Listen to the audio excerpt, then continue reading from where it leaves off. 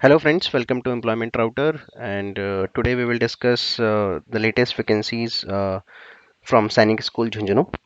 तो आपको यहाँ दिख रहा होगा अभी अपनी स्क्रीन पे ये सैनिक स्कूल झुंझुनू की ऑफिशियल वेबसाइट है और यहाँ से कुछ टीचिंग वैकेंसीज आई हैं, नॉन टीचिंग भी हैं। तो हम उन्हें डिस्कस करेंगे आज इस वीडियो में। उससे पहले आप सबको बता दूं, सैनिक स्कूल की जो जॉब होती है it's not a government job. कभी भी आप इसको गवर्नमेंट जॉब मत समझिएगा। ये एक इनकी सोसाइटी होती है जिसे सैनिक स्कूल सोसाइटी बोलते हैं, उनके अंडर ये जॉब्स होती हैं and these are not government jobs. इनकी फंडिंग आती है गवर्नमेंट से under ministry of defence, but ये जो है गवर्नमेंट जॉब नहीं होती है। तो ये उनकी ऑफिशियल वेबसाइट है। यहाँ पे आपको यहाँ पे स्क्रॉल होता दिखाएगा advertisement for various post 2025 and when you click on this link तो this PDF will be opened और यहाँ पे आपको ये वैकेंसी दिखेंगी। कुछ रेगुलर है मींस परमानेंट है, कुछ कॉन्ट्रैक्चुअल है। सैलरीज काफ़ी अच्छी होती है सैनिक स्कूल में, तो डेफिनेटली अप्लाई करना चाहिए। एंड वन मोर थिंग, सैनिक स्कूल रेजिडेंशियल स्कूल्स होते हैं, आपको पता ही होगा, विच मीन्स बोर्डिंग स्कूल। तो आपको भी वहीं रहना पड़ेगा, तो एकोमोडेशन, खाना पीना सब फैसिलिटीज़ अंदर ही मिलती है। तो उस चीज़ की टेंशन ख़त्म की आप अगर कहीं बाहर से अप्लाई कर रहे हैं, आप झुंझुनू के रहने वाले नहीं हैं, तो वहाँ पे आप कहाँ रहेंगे या ये सब सिचुएशंस, तो उस सब की टेंशन लेने की ज़रूरत नहीं है। अगर आप सिलेक्शन होता है तो आपको सब कुछ विद इन उनका जो एरिया है वहीं पे सब कुछ मिलेगा फैसिलिटीज़। तो सैनिक स्कूल झुंझुनू, यहाँ पे रेगुलर और कॉन्ट्रैक्चुअल वैकेंसीज कुछ आई हैं, तो देख लेते हैं हम किस किस में हैं। पीजीटी मैथ्स रेगुलर है, 1 post for general category. PGT biology regular post, 1 post for general category. PGT chemistry contractual post, 1 है वैकेंसी और this is reserve for SC category. तो ये पीजीटी में है। पीजीटी में जो जनरल एक एजुकेशन क्वालिफिकेशन का क्राइटेरिया रहता है कि मास्टर्स चाहिए होता है, बीएड चाहिए होता है।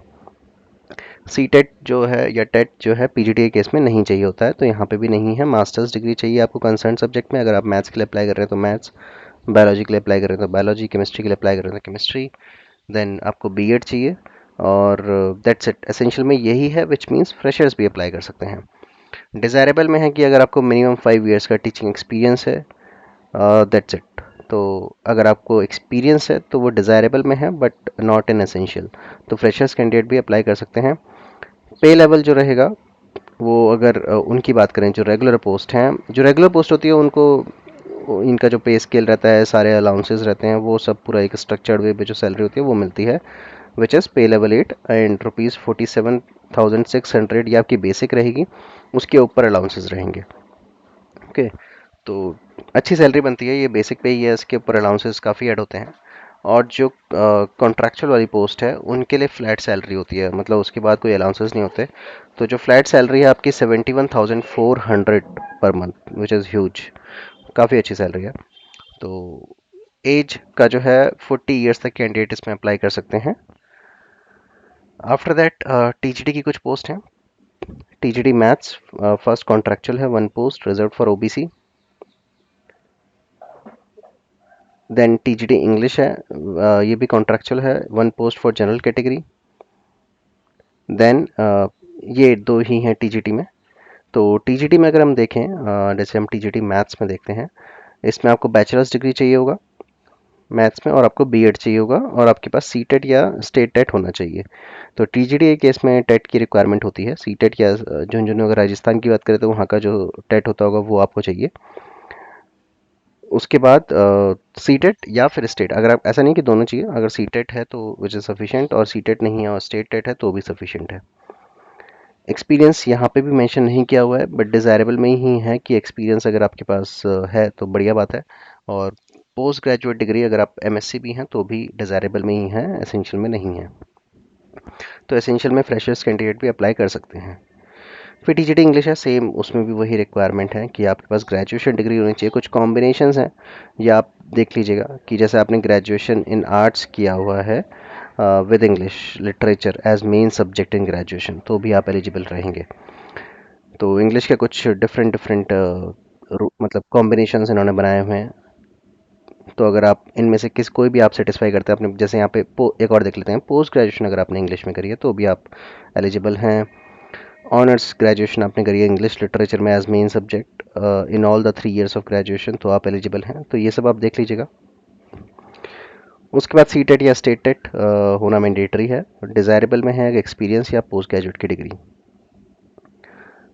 आफ्टर दैट यहाँ पे आती है पीटीआई कम मेट्रॉन की वैकेंसी जो ओनली फॉर फीमेल है, नॉट फॉर मेल्स। कॉन्ट्रैक्चुअल है, वन पोस्ट है, एससी के लिए रिजर्व्ड है, एससी कैटेगरी के लिए। इसमें है bachelors degree with physical education या फिर bachelor degree with physical education as an elective subject with 45% marks and participation in national और स्टेट और inter university competition in sports और गेम्स और एथलेटिक्स।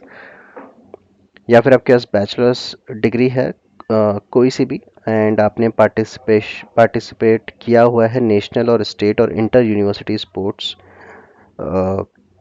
या किसी भी गेम में या एथलेटिक्स में। फिर आपके पास या फिर ग्रेजुएशन है सिर्फ फिजिकल एजुकेशन में 40% मार्क्स, तो भी आप एलिजिबल हैं। तो यही है, ये भी फिजिकल एजुकेशन में ग्रेजुएशन है, ये भी ग्रेजुएट हैं। और फिर जिसने यहाँ पे कुछ और कॉम्बिनेशन दिए हुए हैं कि आपने पार्टिसिपेट करा हुआ है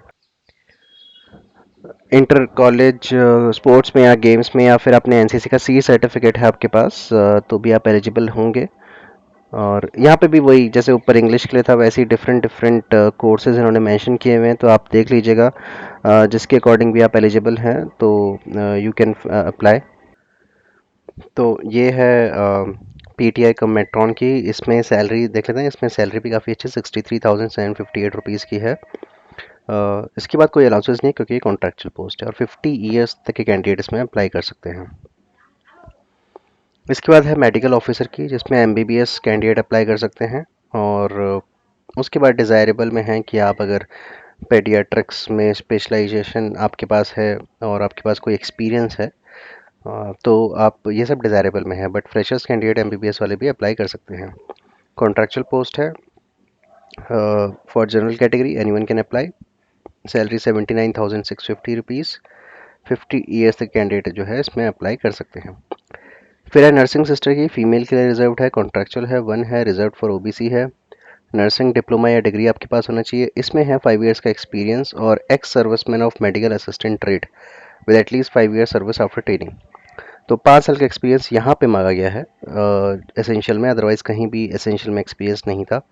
और फिर डिज़ायरेबल में कुछ चीज़ें वो आप देख लीजिएगा। सैलरी इसमें भी अच्छी है, 38,250 रुपीज़ पर मंथ। और 50 ईयर्स तक कैंडिडेट जो है इसमें अप्लाई कर सकते हैं। उसके बाद दो पोस्ट और हैं लेबोरेटरी असिस्टेंट की। One one is in chemistry, one is in biology. दोनों कॉन्ट्रैक्चुअल है, वन वन पोस्ट है। केमिस्ट्री की रिजर्व फॉर ओबीसी, बायोलॉजी की रिजर्व फॉर एसटी। और लेबोरेटरी असिस्टेंट के लिए हमें पता है कि 12th पास चाहिए होता है, तो 12th पास होना चाहिए आपके पास। केमिस्ट्री है तो आपके पास केमिस्ट्री सब्जेक्ट होना चाहिए 12th में, और बायोलॉजी है तो आपके पास बायोलॉजी सब्जेक्ट होना चाहिए 12th में। तो ये वैकेंसीज थी जो हमने डिस्कस करी, जो यहाँ पे आई हुई हैं सैनिक स्कूल झुंझुनू से। देखिए यहाँ पे भी कहीं पे लिखा होगा कि सैनिक स्कूल जो है ये जो जॉब है गवर्नमेंट जॉब नहीं होती, जैसे कि मैं इनिशियली आपको कह रहा था। कहीं होगा तो मैं आपको दिखाऊंगा। यहाँ पे इन्होंने मेंशन किया है जो रेगुलर पोस्ट होगी उनका 1 ईयर का प्रोबेशन होगा, और जो कॉन्ट्रैक्चुअल पोस्ट हैं वो भी मैक्सिमम पीरियड ऑफ 1 ईयर के लिए हैं। उसके बाद फिर दोबारा कॉन्ट्रैक्चुअल की निकलती हैं तो दोबारा आप अप्लाई कर सकते हैं या फिर उन्हीं को रख लेते हैं। तो कॉन्ट्रैक्चुअल जो है आपका 1 ईयर का रहेगा, कॉन्ट्रैक्ट जो रहेगा। And here they have mention जो रेगुलर स्टाफ है उनके लिए जो भी अलाउंसेस रहेंगे एज पर सैनिक school society rules and regulations वो उनको मिलेंगे। जैसे कि rent free recommendation, transport allowance, DA, contributory pension under new pension scheme, सब कुछ जो एक गवर्नमेंट जॉब में होता है। दो ये गवर्नमेंट जॉब नहीं है, बट जो सब कुछ एक गवर्नमेंट जॉब में होता है वो सब इसमें रहेगा। और इसके बाद अगर हम देखें कुछ और कंडीशन उन्होंने रेगुलर कॉन्ट्रैक्चुअल स्टाफ के लिए मेंशन की करी हुई है। इसमें से एक ये इंपॉर्टेंट है कि regular post will be made permanent on successful completion of probation period of 1 year.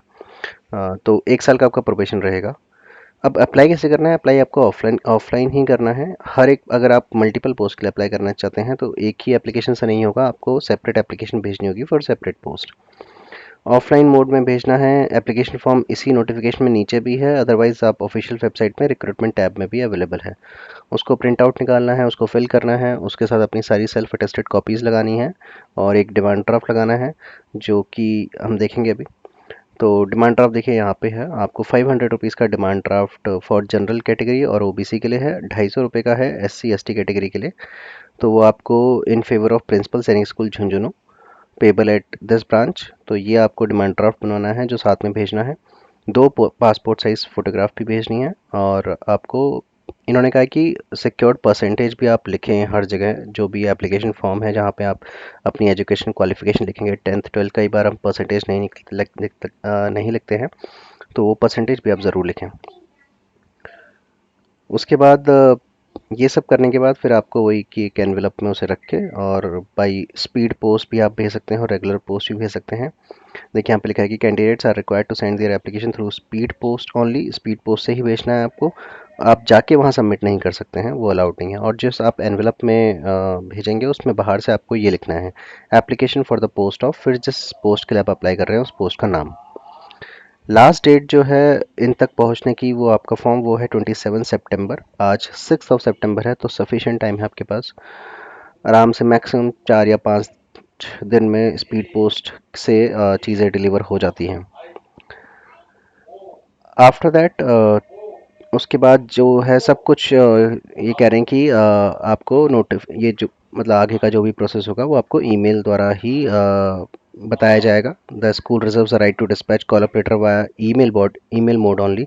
तो आपको जो अपनी ईमेल आईडी देनी है वो सही ही देनी है, तो और आपको रेगुलरली चेक करते रहना है उस ईमेल को। तो ईमेल द्वारा ही ये जो है आपसे कम्युनिकेट करेंगे अगर आप शॉर्टलिस्ट होते हैं तो।